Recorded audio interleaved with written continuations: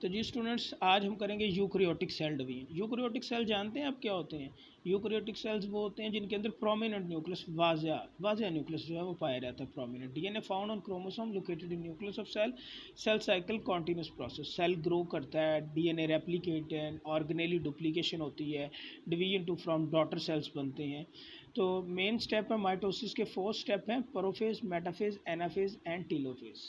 तो nucleus division and cytoplasm division, दो चीज़ें यहाँ देखने को मिलेंगी आपको। अगर हम न्यूक्लियस डिवीजन की बात करें तो इसे हम कैरियोकाइनेसिस बोलेंगे, और अगर हम साइटोप्लाज्म की डिवीजन की बात करेंगे तो इसको हम क्या बोलेंगे? साइटोकाइनेसिस। जहाँ पर साइटोप्लाज्म डिवाइड होगा उसे हम क्या बोलते हैं? साइटोकाइनेसिस। और जहाँ पे न्यूक्लियस डिवाइड होगा उसे हम क्या बोलते हैं? कैरियोकाइनेसिस बोलते हैं।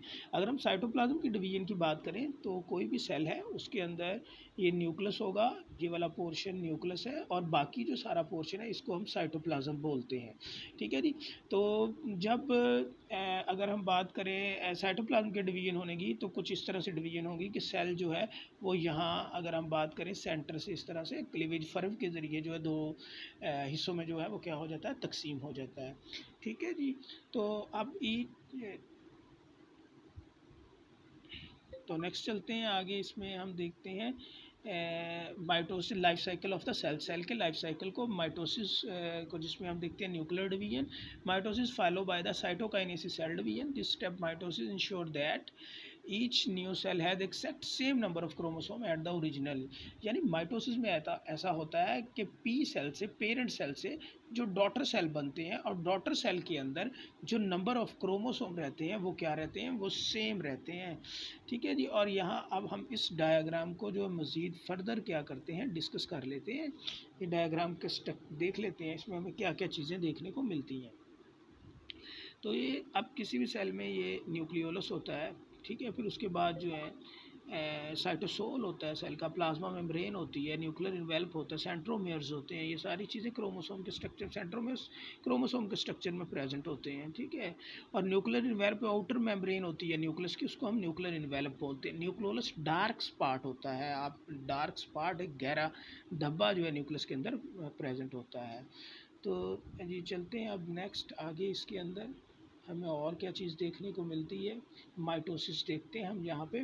माइटोसिस के अंदर हम process divide cell nucleus and produce two nuclei and the complete set of the chromosome. Continuous process for P mat या P M A T, prophase, metaphase, anaphase and telophase, ये सारे mitosis के phases हैं।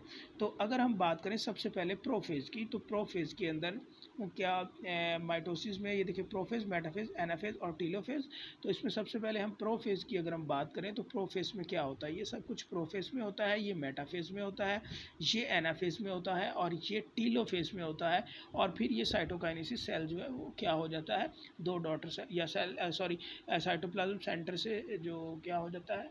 दो हिस्सों में तकसीम हो जाता है। प्रोफेज में न्यूक्लियर मेम्ब्रेन डिस्कार्डेड होती है, जो क्रोमाटिन है वो क्रोमोसोम के अंदर चेंज हो जाते हैं आहिस्ता आहिस्ता।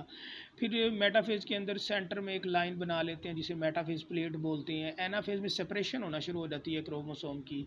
और जो फोर्थ स्टेप है वो प्रोफेज के टोटल उलट हो जाता है, उसमें जो है आपकी न्यूक्लियर मेम्ब्रेन आ जाती है। ठीक है जी। और जो आपकी क्रोमोसोम है वो अगेन क्रोमाटिन के अंदर चेंज हो जाते हैं। ठीक है जी। तो ये कुछ इस तरह से होता है कि प्रोफेज के अंदर अगर हम यहाँ पे पढ़ लें, the chromosome appear condense and nuclear envelope is not apparent. पर ये प्रोफेज को बताएगा आपको कि प्रोफेज में न्यूक्लियर इन्वेल्प चला जाएगा, न्यूक्लियर इन्वेल्प चला जाएगा और क्रोमाटिन चेंज हो जाएंगे क्रोमोसोम्स के अंदर। ठीक है जी। तो देखिए chromosome visible sister chromatids and centriole migrate the pole only animal and nuclear membrane disappeared and spindle form. Spindle बनेंगे ना तभी डिवीजन होगी, स्पंडल के बगैर डिवीजन नहीं होगी। ठीक है। न्यूक्लियर मेम्ब्रेन डिसअपेयर्ड हो रही। एनिमल सेल के अंदर जो बाहर जो सेंट्रियोल, जो न्यूक्लियस के बाहर दो सेंट्रियोल मिलकर सेंट्रोसोम बनाते हैं। एक्चुअली ये सेंट्रोसोम या सेंट्रियोल्स जो है स्पिंडल फाइबर्स बनाते हैं, और स्पिंडल फाइबर्स अगर नहीं बनेंगे ना सेल के अंदर तो सेल की डिवीजन्स नहीं होगी। तो बेटा कल हम फर्दर जो है मेटाफेज, एनाफेज और टीलोफेज को डिस्कस करेंगे। अल्लाह हाफिज़।